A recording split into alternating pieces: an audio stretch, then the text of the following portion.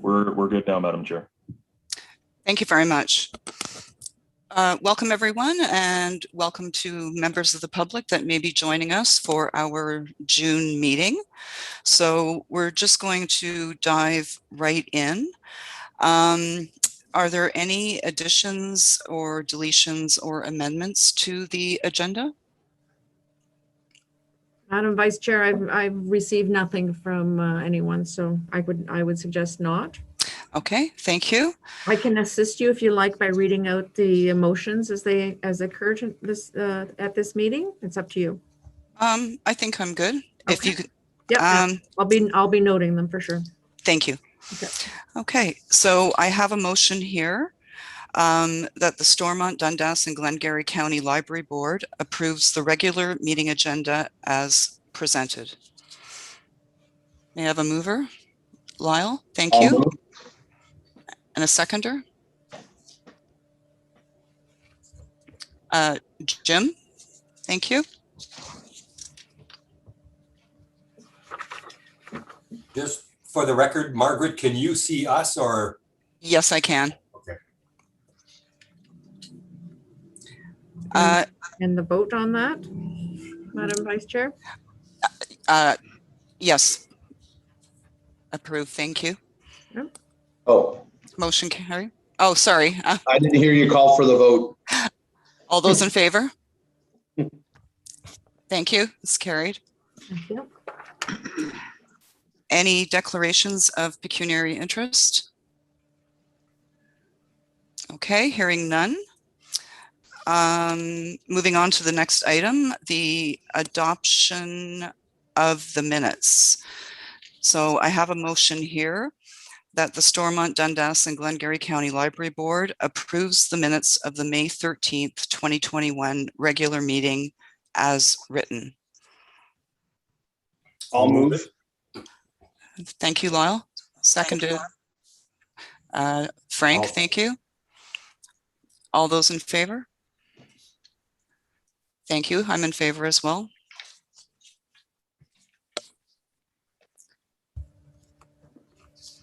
The next item, that the Stormont, Dundas, and Glengarry County Library Board approves the minutes of the in-camera meeting of May 13th, 2021 as written. And for everyone's, as a reminder to everyone, you would have received those minutes through your site where you get your agenda. Okay. Okay. Would someone like to move that? Thank you, Frank. And seconded by Lyle. All those in favor? Thank you. I'm in favor as well. That's carried. We have no delegations this evening. No, we do not. So we will move on to number 5, the consent items. I'll read the motion, and then if anyone wants to bring forward one of the items for discussion, I'd be happy to do so.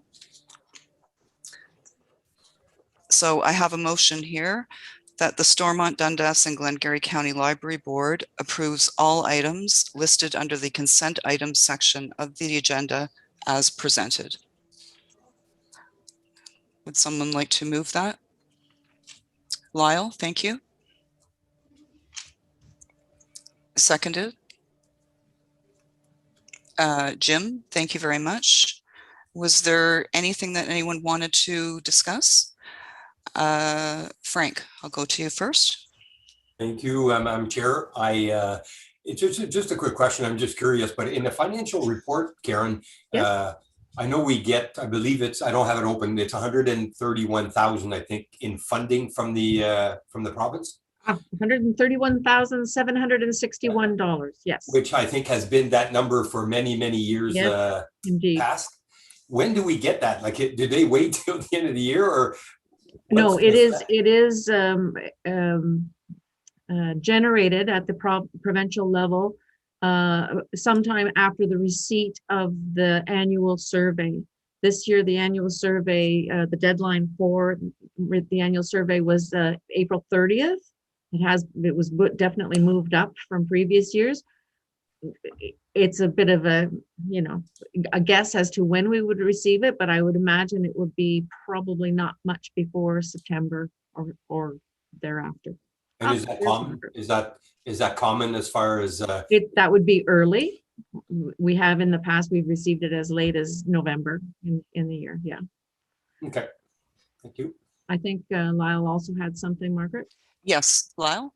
Yeah, through you, Madam Chair. I just wanted to comment on the statistical data, and then I'm amazed how the numbers, especially at this time of year, you would think, the weather's nice outside, people are getting outside, and every branch, save for the administration, is up quite a significant amount in the percentage. So it's very encouraging to see. And I think the bulk of that is a lot of the electronic stuff, but it certainly is. I'm glad to see that our numbers are good and healthy. Madam Vice Chair, if I may respond. Absolutely.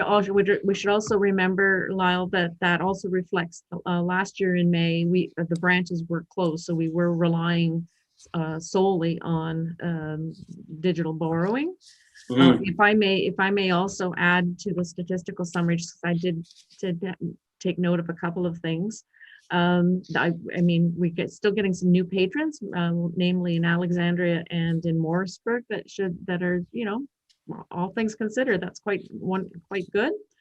And I'm very happy to see the number of borrowers that are making use of some of our smaller branches, especially Chesterville, as being quite a lively place, and Lancaster. Lancaster is that's quite promising to see that many of the local people wanting to use the branch. I also wanted to mention that our old friend Finch branch, it's really only open for appointments, and so the fact that we've got 25 people coming during a month to make use of a branch or to pick up things at that branch when it has no collections anymore, really, per se, and it's only open by if you phone up and ask if you can drop by is kind of, I don't know, it's a happy story to me. And just a reminder to everyone that the large number of ebooks and e-audiobooks being circulated through the administration is really the number of people from other libraries that are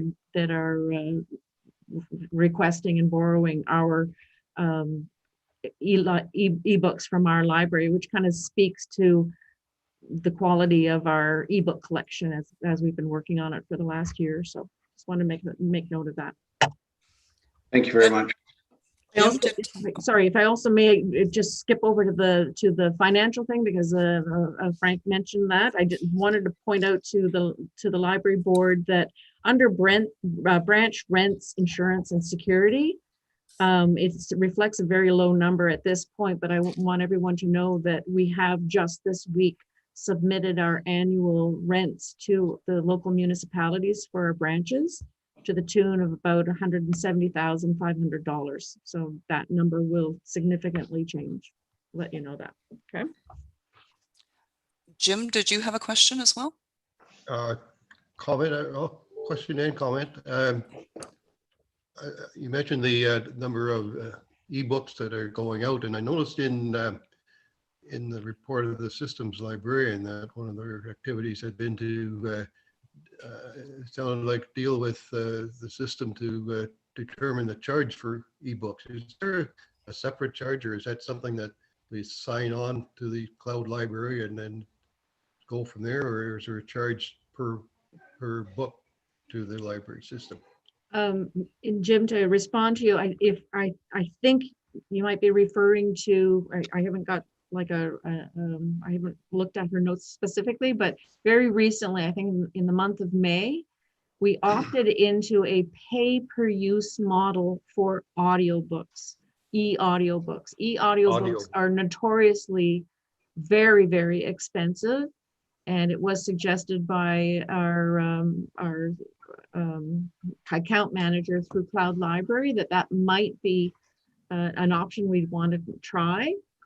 In the month of May, it was modest, the amount of use that was made, and we like set a budget amount per month, and we just barely made that met that budget amount in May. In June, things have blown up. By the 10th of June, we were already pretty well spent of our allotted amount. So we took a chance and we added another couple $100 to the amount that we would still, would pay to that. And that took us to about the 14th or 15th of June. So we have since, this is a bit of a trial and error. So we have since been tweaking, and there are various amounts on the pay per use. You can pay as much as $10 or $15 to borrow a pay per use audiobook.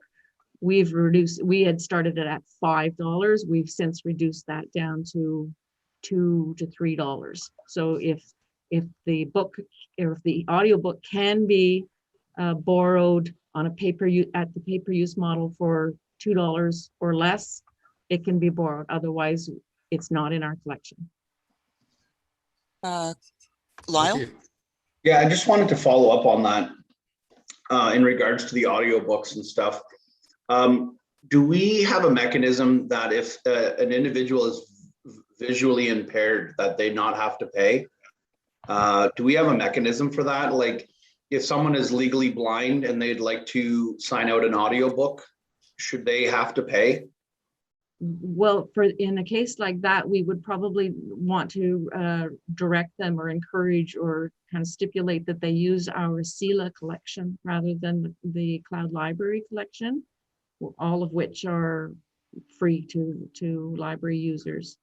So that's. But if the selection wasn't available in that, is there any mechanism for that, so that it's kind of? We would have to absorb the cost in that case. Okay. Of using the Cloud Library pay-per-use model. Okay.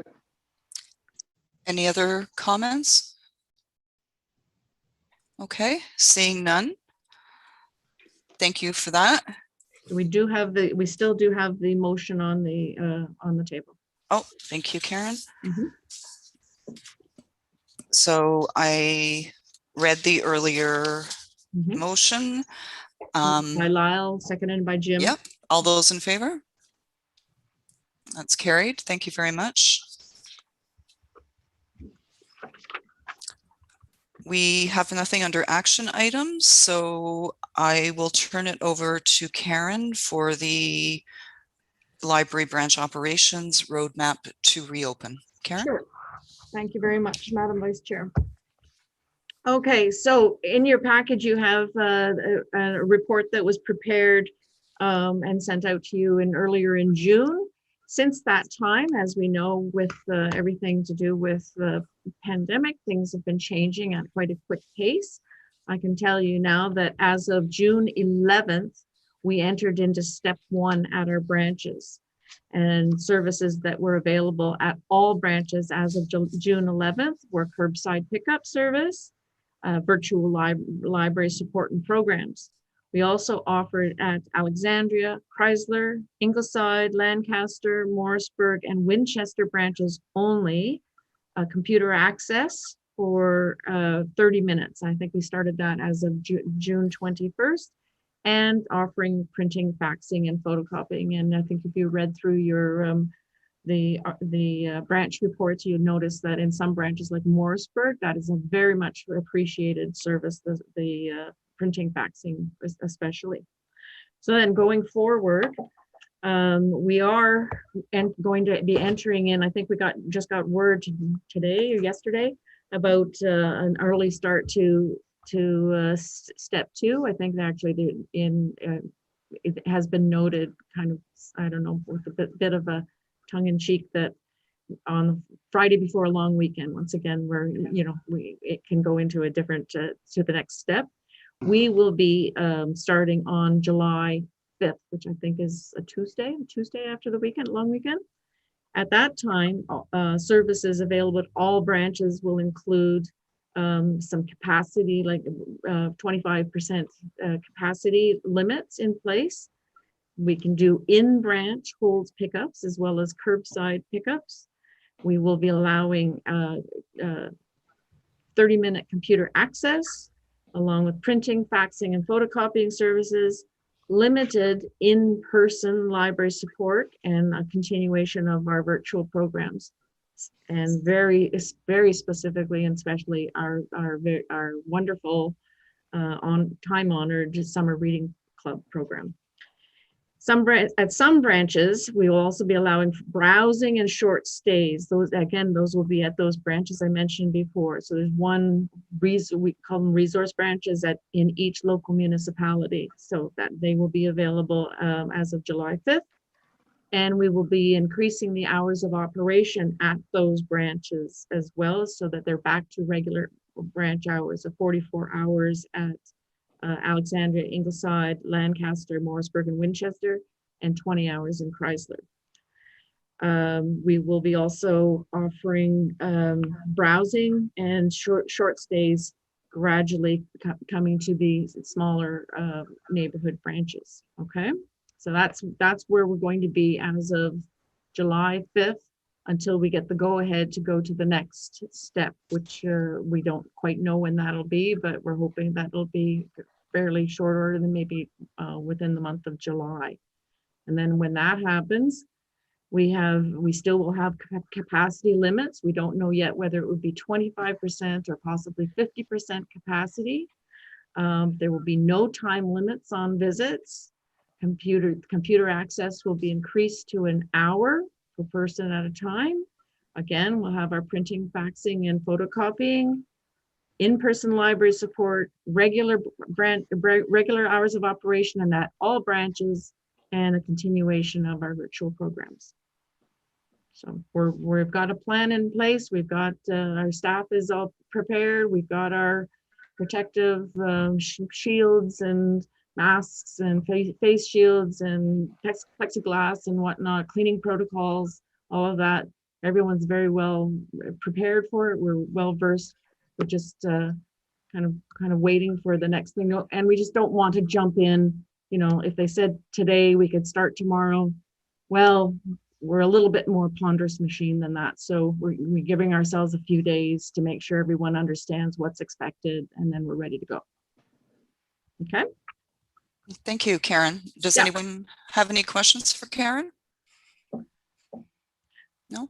I also did want to mention, because it is in your board package, that one of the things that we have been considering in that preparation is having a good look at the air quality in branches. And so we have been considering the airflow. We've been seeking the expertise in the areas of HVAC and whatnot. We're checking filters. We're doing everything we can. And I think mostly Peter, but also possibly the district supervisors for the branches would be reaching out to the local municipalities if they needed a little bit more support or help, or a piece of equipment or something like that would help with this. But I think we're in pretty good shape for that as well. That was something that was requested by the what's her name, emergency management coordinator, Catherine, for the counties. And so we followed up, and we made sure we got at least as much information as we could, and found out what the state of affairs was for us. So if you do hear those of you who interact with the township staff, if you do hear of something over the next little while, it's really that we're just following up on that, and we're trying to make sure we've got good air quality in the branches. Thank you, Karen. Sorry, I didn't mean to interrupt your. No, that's okay. That's okay. It was looked like a kind of a separate report. That's okay. Okay, then I will turn it back to Karen to talk about the consideration of overdue fines. Yeah, okay. So, so this article that was in your board package was first seen late February, and it really has become a bit of a buzz across the land, really, and in the States as well, about should libraries be doing this? Is it, is it the way of the future? Is it a sign of, that this establishing equity for all citizens using their public library? Is there any, is it still a valid thing to charge overdue fines on items not being returned? I will admit to you right off the bat, I'm completely on the fence about this. I differ from some of my colleagues, some of whom are definitely on one side. Of course, we charge fines. We're a library, and others who say, no, get rid of them. They should have been gone a long time ago. I did send out to you a link to attend a panel. I think it was on June the 10th. It would have taken place just prior to our meeting when it was originally scheduled on June 10th, late in the afternoon. But I was able to attend, and I took some notes. And if you will indulge me, I will share some of the things that I heard. It was a panel of people. I will say that most of the people on the panel were advocates for going fine-free, but there were a number of people attending the panel discussion who were able to throw in, well, what about this? Or have you considered that? Or, what in my town, things are different or whatever. So I kind of took note of a lot of things that were being said, and I tried to organize them a bit from an operative level, and then a governance level, and then a community impact level maybe. So here we go. There is a need to dispel the myth that fines make up a significant part of a library's revenues. For example, here in SDG, in 2019, which was the last full year that we collected fines before we entered into the pandemic. And as you know, we have been fine-free ever since we've been in the pandemic. So back in 2019, fine revenue totaled $15,845 for the library, which is about 0.75% of our operating budget. At least it was for that year. It also represents about 1.6% of our projected revenues. Overdue fines do not encourage the return of library-owned materials. This coming from panel members in the discussion who have been fine-free for some time. Charging overdue fines creates an invisible barrier for many in the community, such as seniors, who can feel especially mortified when they incur fines. Going fine-free addresses the lack of ability of many, for example, children, or those without any transportation, to get to the library to return their materials. Libraries that are fine-free have been shown to provide a more affordable activity, or to be a more affordable activity for families to participate in, because there's no fees attached to using their library.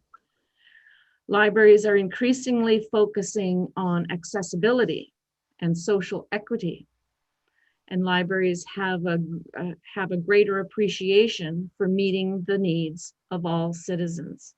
In some areas of society, that just isn't the case, but we are renowned for our, free-for-all kind of attitude, I guess. Going fine-free frees up staff time. Now, I can't speak to this because really other than in the pandemic, we haven't had this experience, but I'm going to reiterate, this is coming from libraries that have done this for some time. And going fine-free increases membership and library use.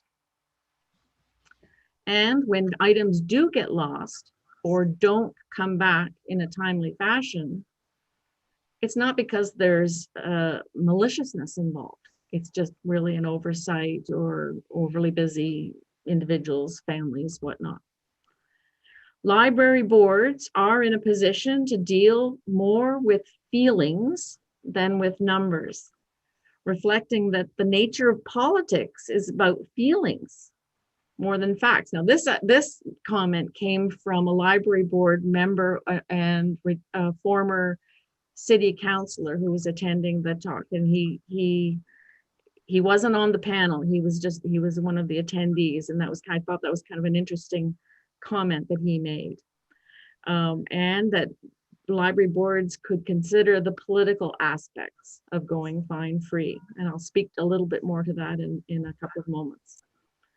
Libraries and library boards need to step up and find ways to communicate the value of libraries, something that we've been talking now about for a few months, especially when advocating for initiatives like going fine-free.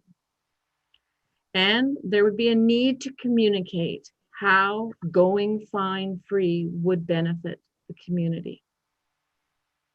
So the logistics behind it, if the board did want to consider going fine-free, notices would need to be created and posted well before going fine-free. We kind of really want to market this and you know, inform the public of why we would be doing it. Going fine-free for all library materials or memberships is an easier path to follow. However, it is an easier sell if we as a library were to start with children's materials. Consider that children's materials, you know, are not only developing our youngest citizens, their literacy, also helping those who adults who might have literacy issues and want to start or build their skills with children's materials. Patrons should not be able to check out new items until their overdue or lost items are accounted for, which means in part that we would, one thing that would have to be do is shorten up the period of time from when the item was due back at the library to when the person was being billed. And then wouldn't necessarily have to be billed. One library mentioned that they send out a notice to patrons who have overdue items to say, oh, it appears you really, really like this particular item that you borrowed. That's wonderful. You can keep it. However, you've got to pay for it, rather than just saying, hey, you owe us this, bring it back or else. Okay. Libraries can use, I thought this was an interesting one because we have been looking for ways to use counties' GIS mapping, but libraries can use GIS mapping to determine where the membership gaps are. And they may be membership gaps because people have overdue fines that they couldn't pay and they just gave up their library membership. So it can determine where membership gaps are, people who've never joined the library, as well as where lapsed, expired, or blocked patrons are. And there's always the possibility or a question of, is it possible to make up lost revenues with donations? You're building this sense of goodwill and positive social spirit with coming from the library, and maybe it can be reflected back in those who, you know, can give to the library in terms of a donation. So those are some things to be considered based on what I heard at this panel discussion I attended. And then when we've talked about it here at the management level here at the library, one of the district supervisors, who's actually very much an advocate for going fine-free, suggested, what if the library board decided to go fine-free as part of our 50th anniversary celebrations and made it official in 2021? Just an idea I'm tossing out there for your consideration. So there we go. Yep. Lyle. Through you, Madam Chair. I think fines are for a reason. And I think society is taking away too many reasons for people to be responsible. And I feel that the fines are there because you didn't stay within the parameters. It's free for you to come into our library and check out a book, provided that you hold up your end of the deal.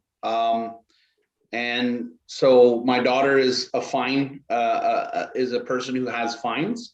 In fact, I received an invoice for a book that she hasn't returned that apparently is at my other house. I went to find it. So I just said it's got to come out of her allowance because she didn't follow the rules. And I don't think that we should be doing away with the fines. Personally, I feel having some responsibility. And it really, not that we bank on the funds coming in, but it certainly helps with funding certain initiatives that we do at the library. So I'm personally not in favor of it. And I don't think it's asking too much for people to pay a couple dollars when or whatever it is, if they're late. And I mean, how many times a year do we do the food instead of fines? And it certainly helps out the local food bank.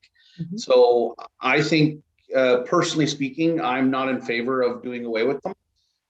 And I think that's my opinion. Thank you. I'll just leave it at that.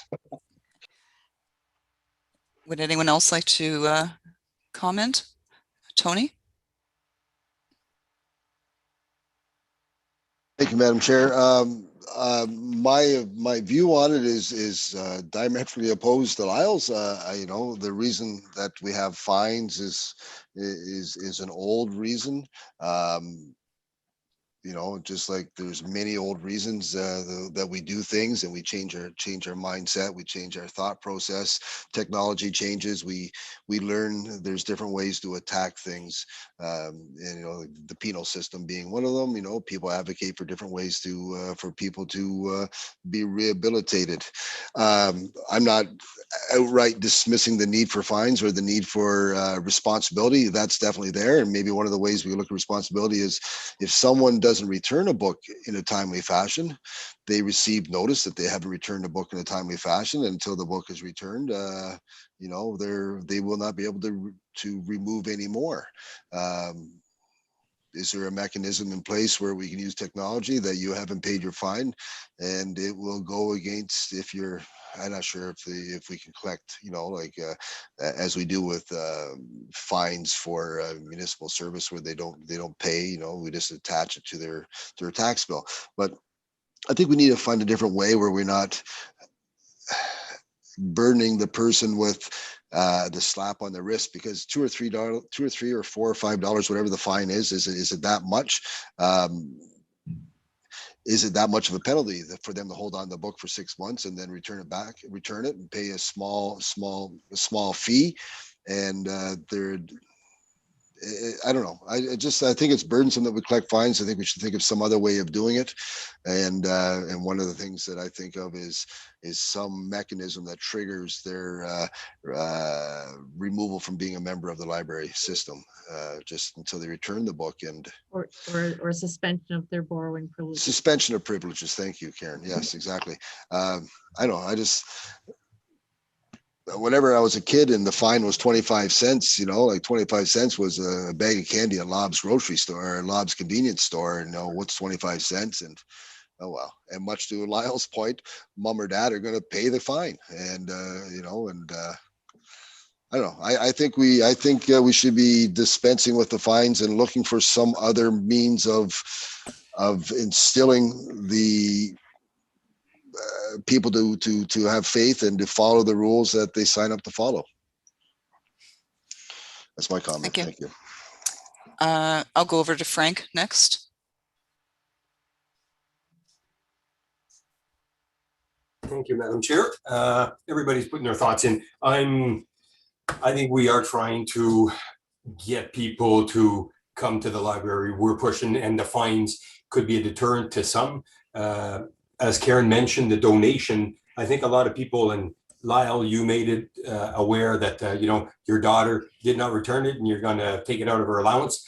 That's something that through a donation as a parent, you could state that, hey, you know what, this is something you should do. To other persons, maybe the fine is too much for them to, what they would do is pull back and not go to the library just in the sake that that they have a fine coming up. So I'm a believer that if the fines are there, they're as Tony mentioned, they're not absorbent, I don't think, but it could prevent somebody from maybe coming or delaying coming to the library just for the fact that they don't want to face to have to pay the fine. So I think the fine system is could be taken away.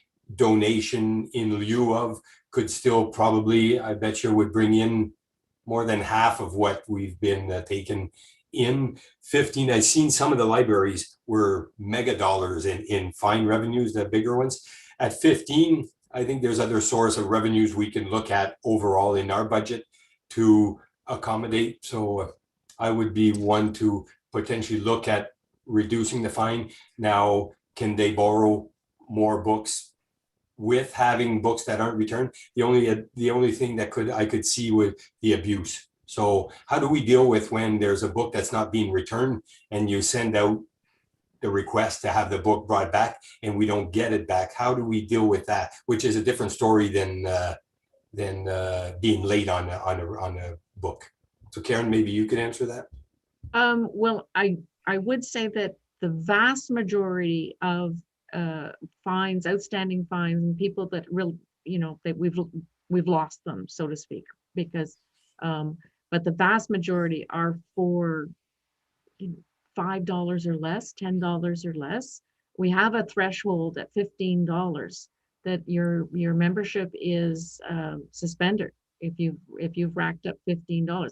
But you can go to $14.99 in outstanding overdue fines and carry on, like as long as you keep it that. And we have a number of patrons who quite habitually just skim that ceiling and carry on.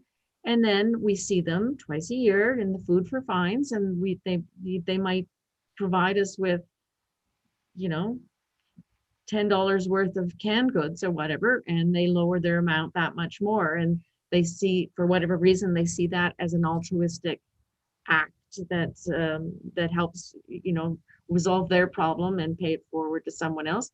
At the same time, in those events, we see people who have no fines and still bring in $10 worth of canned goods, and they apply this to somebody else's overdue account. Because you choose, as telling us staff, you choose because who might not be in a position to pay off their fine. There are a few who do abuse, who get up there. Quite frankly, it isn't financially viable to go to get a collection agent after them for those until they reach at least $500 in overdue fines, which would be a lot of books or many DVDs, for example, or something. And we haven't actually got the collections agent for the counties in there after them, but I've certainly made lots of phone calls in my time saying, hey, what's going on? Or I'll try to track them down or whatever. But and we have, those of you who've been on the library board before know that we have written off some debt after, say, 6 years or something. Like, we're not going to see those people again, and they're no longer at that location, et cetera, et cetera. But so we shake the trees and we try very hard to get them. But I'm always quite surprised, considering the nature of our branch operations and whatnot, that we don't have and it's not a big issue here for items not being returned. There's a real sense of appreciation that we have for amongst our citizens, but for what we have here at the library. So. Just subsequent. So just curious, the 15,000, is that what we've collected in fines? Say that was based on 2019 numbers, or is that what we collected, or is that what the number of dollars? No, that's what we collected. 15,000. And what was the amount, if you look at what was not collected, that we should have collected versus? That I'm afraid I don't have that information. I could dig a little deeper. That would be trying to mesh the county's accounting system for financial accounting system with the library's integrated database. So I would be putting Margaret, our Piper, our systems librarian, on that task. I can bring that information back. Well, it just 15, if 15,000 is the money in our pocket versus it might be 25 and there's 10 that's not paid, basically that's outstanding. So yeah, when we've written off debt in the past, it's been if I might be a bit wrong, Margaret, you might be able to correct me. It's been around the area of about $5,000 in the past. I think we've done it twice in the last 10 years. okay, thank you. It's been very infrequent. I'll go to Jim next. Thank you, Madam Chairman. I'm with Karen on this. I'm very squarely on the fence, and I can appreciate the arguments both ways. I wonder if there's such a thing as trying it for a one-year period and assess the and or trying it with a specific area of the collection. I wouldn't apply it against maybe a type of membership, like a child's membership or whatever, because I can think you would find that there'd be an awful lot of children borrowing James Patterson novels and you know, grown up movies and things like that. but if you put it on a collection type, I think you'd probably see and do it for a period of time and keep track of, you know, how it works for that. That has been done in some of the larger centers as a way of starting it. Yeah.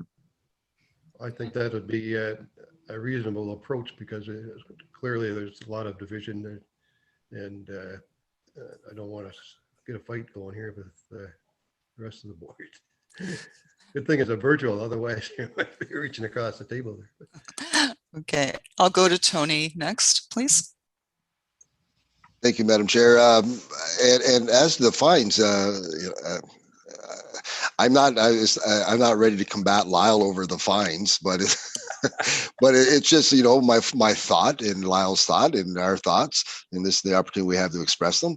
But whenever we go to the fines and we throw numbers around like 15,000 or 5,000 or $8,000, we must be well aware these are numbers that we make up. We could be saying we're short 2 apples if we decided this is the route we want to go. So that's I don't think we need to be swayed by the enormity or the smallness of the number, because those are numbers that we thought would be appropriate, or someone thought would be appropriate in this situation. So you know, they're of our own doing, so we shouldn't be surprised at the size of them.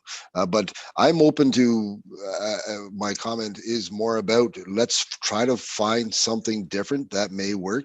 I concern myself with the burden on the librarians in place when people come in and having to handle money, collect money. We're all leery of that sort of thing. At least I think we're all leery of that sort of thing. I am handling cash anymore. It's like, that's old school, and just new ways to operate. And if as Mr. Allgaier suggests, a trial period doesn't pan out, I'm good. I'm good with reverting back to the old ways. Thank you, Madam Chair. I have Lyle had his hand up before. Yes, I was going to say, Lyle, please. Yeah, thank you, Madam Chair. So I guess to me, it's not so much the fine that is the issue. For me, it's being held accountable for your actions.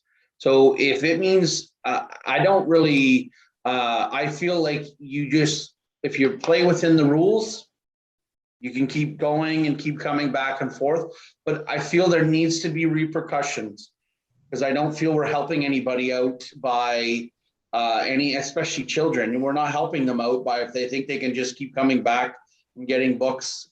So that is my concern, is teaching a lesson in regards. It's not the fine, like you say, it really isn't. At the end of the day, it's not going to make or break our system. It's just the consequence for the action is what is more my concern, and that's all. Whether it be they're suspended from borrowing books, I think that's appropriate. You know, there's got to be a consequence for the action of not following through. That's more my concern. It's not so much the fine. The fine has always been that mechanism, let's find a different one that's more modern, but I would definitely be vehemently against no repercussions. Thank you. Any, Frank, go to Yeah, you. just if thank you, Madam Chair. If I can just may add to, if we advertise utilizing, say, the 50th anniversary, but if we advertise that we're going fine free, it might also instill the thinking of, oh, you know what, I don't have to bring back that book, you know, even if it's a month.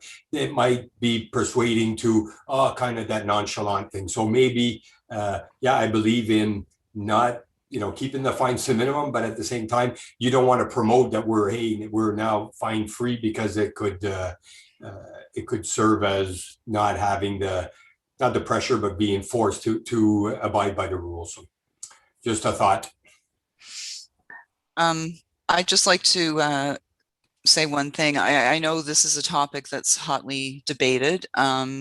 It has been for a while. I have sat in on webinars and sessions about going fine free, and definitely people are split on the issue or on how to go about bringing it forward. You know, I wouldn't be adverse. I like the idea of, if we do it, tying it to the 50th. I do like that hook if we are going to market it. Maybe it is a phased approach where we start with children's books, or we start with something and then we assess how it goes from there. Those are just my thoughts, but I'll turn it back to you, Karen, as well. Yeah, if I may, I'm going to kind of share with Lyle. I too believe quite strongly that with privilege comes responsibility, and I think part of something that maybe children, you know, we can do our bit in helping in teaching children, that they have to learn that, you know, at the library you're borrowing, and you like, it's not yours to keep, it's yours to share, it's yours to read this week and bring back next week, and so another child can borrow it and do the same thing. So we are teaching them something in that way, and I see that, definitely see the value in that, for sure. I also want to just, I don't, you know, this is a great conversation. I think it's quite wonderful, but I also want to remind the board that there is another board member, Alex, and I know Alex just because he's contacted me a couple of times. I know he has some very definite feelings about it, and I would like him to have the opportunity to express his opinions and feelings about things as well. I'm not asking for a decision to be made on this at this time, but this is a good opportunity, and this is something that all of you throughout the course of the summer, you can talk about this with your friends, family, and colleagues, and the children of people you know, and you know, what do you feel about this? And the last thing I wanted to mention is, you know, in the article in your board package, it mentioned over 300 libraries across the land have gone fine free at this point. Well, that's a lot, big number. There are 444 libraries in the province of Ontario alone. So there's still lots of libraries who are doing it the old-fashioned way. So that's just kind of put a little bit of perspective on that as well. Tony, over to you.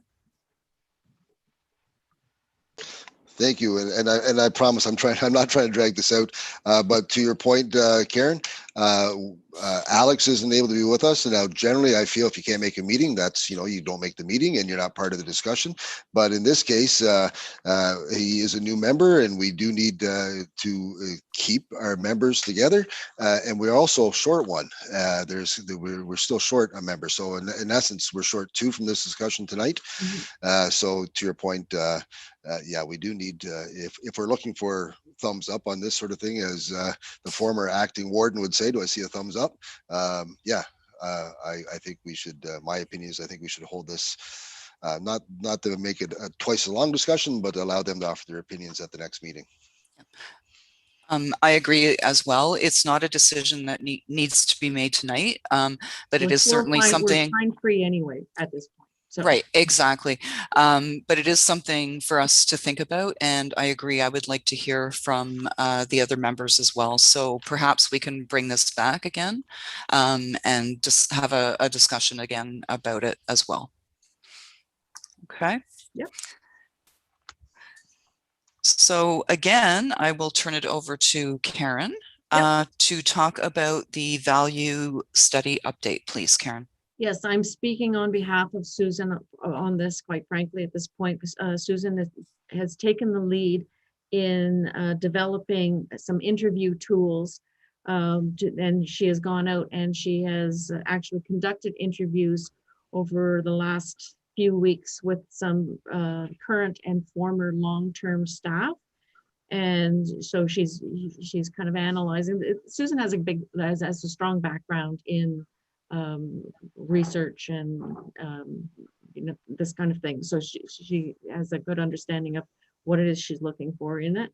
So she is actually also developing some a list of people to interview based on what our colleagues in the branches recommend, just long-term members of the library, new members to the community, people in various age groups and whatnot, and we'll be continuing through the course of the summer to conduct these just friendly, she calls them quality conversations, but they essentially are interviews and sussing them out on specific questions pertaining to how they see the value of the library.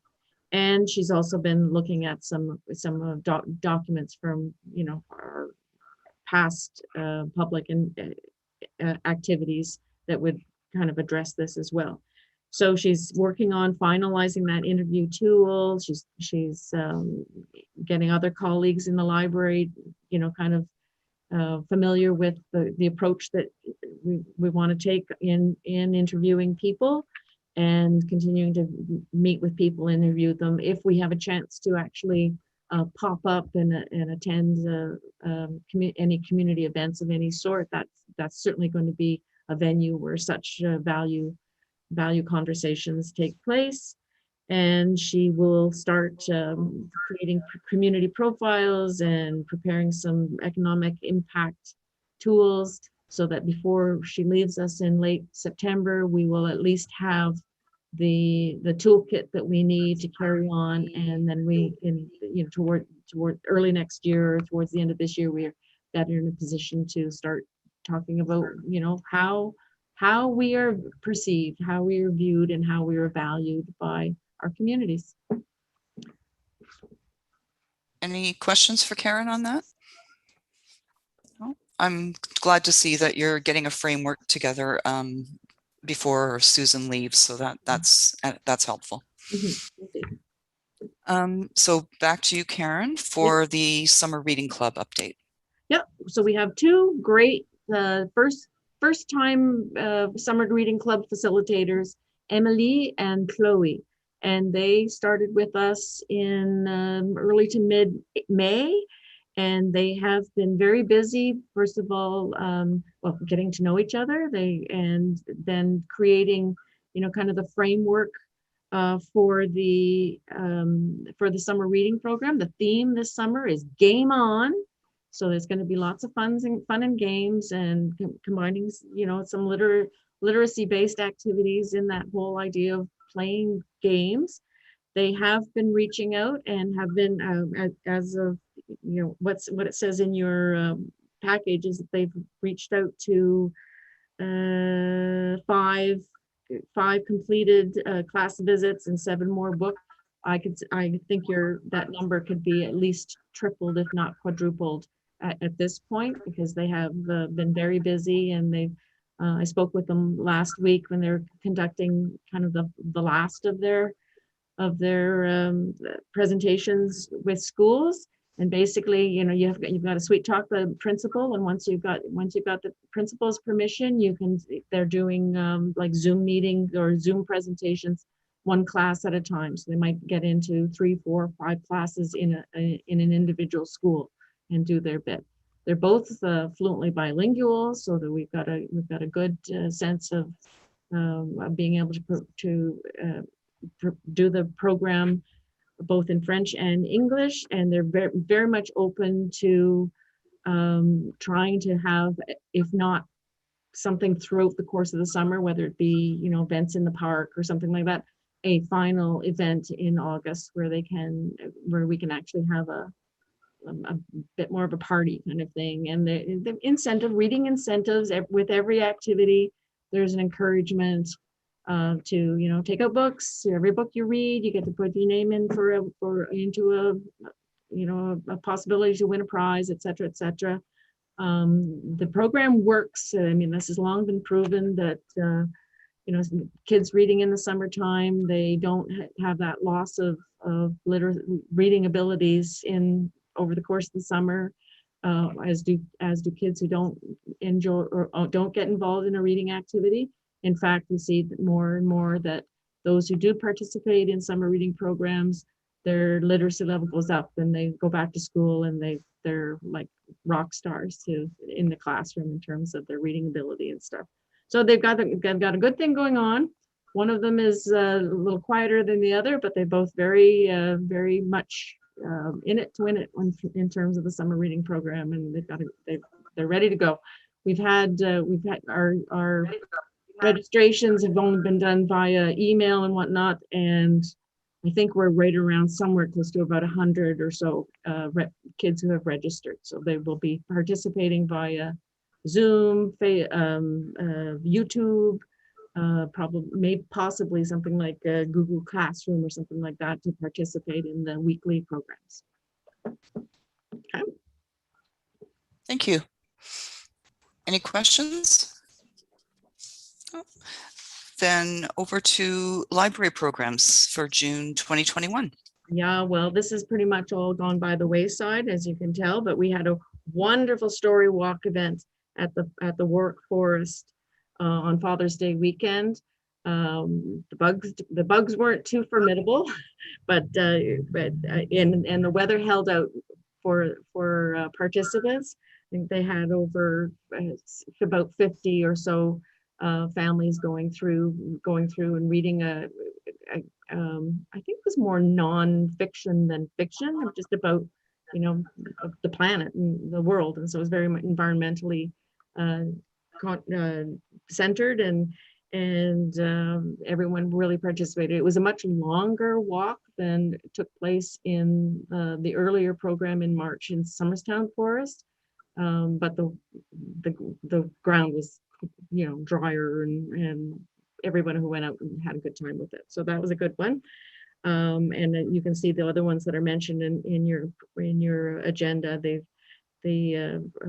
Visite Auteur Virtuelle took place that was kind of set up through Chrysler Branch.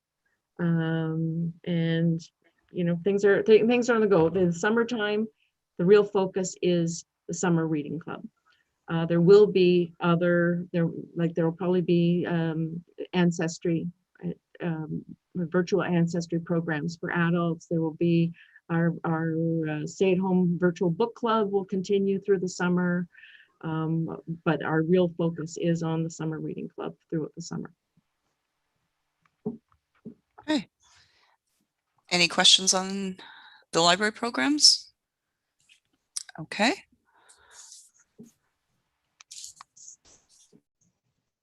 So I have a motion here. We do have a brief in-camera session tonight. So I do have a motion that the Stormont, Dundas, and Glengarry County Library Board proceed in camera pursuant to the board's procedure bylaw, section 5.2, and the Public Libraries Act, section 16(1)(4), for B, personal matters about an identifiable individual.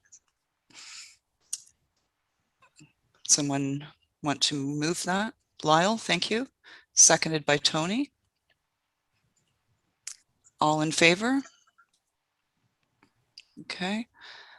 So Karen, are you going to be in touch with Todd? How will you know when to come back? I don't know that I do have to come back. There is If you want me to come back, I'm here. If you feel you can move forward with this on your own, you just would contact, I can tell Todd that he will text you, I do believe, or you text him when you're ready, and then he brings it back, and then you finish off the meeting. Okay. I don't have his text. Okay, so- I'll make sure that it's somehow Madam Chair or Vice Chair, I should say, Sorry. I'm here now. If you'd like to set that up, I can just give you my number. okay. Thank you, Todd. Thank you. 613 Mhm. 362 Everybody write that down. 8424. Thank you, Todd. No problem. So I'm When not you're sure. ordering your Have pizza. we done the vote for the live stream? Because I'll stop that